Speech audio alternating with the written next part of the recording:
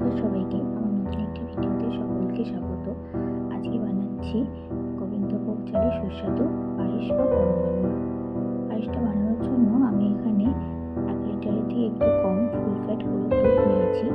এবার গরুর দুধটাকে আমি একটু জাল করে নেব বলক না আসা পর্যন্ত। দেখো, দুধটা জাল করে নিয়েছি, আমার দুধে বলকও এসে গেছে। এবার আমি এতে অ্যাড করবো কয়েকটা ছোট এলাচের দানা আর দুটো তেজপাতা, ভালো করে মিশিয়ে নিলাম। এবার আমি একটা ছোট চীনামাটির বাটি মেপে কিছুটা গোবিন্দভোগ চাল নিয়েছি, সেটা ভালো করে ধুয়ে একটু ঘি মাখিয়ে নিলাম। এবার চালটাকে দুধের মধ্যে দিয়ে ভালো করে মিশিয়ে নেব।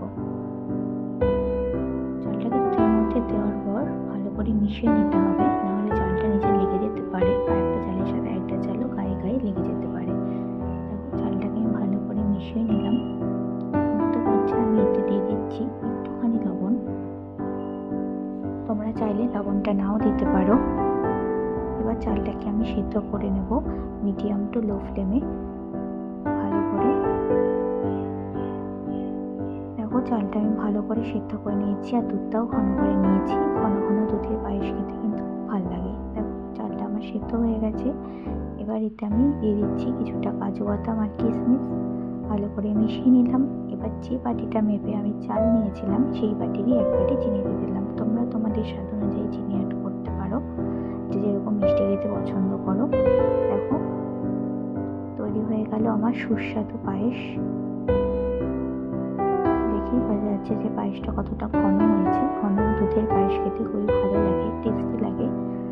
তো দেখো, পায়েসটা আমার হয়ে গেছে। এবার এতে আমি দিয়ে দিলাম অল্প একটুখানি ঘি।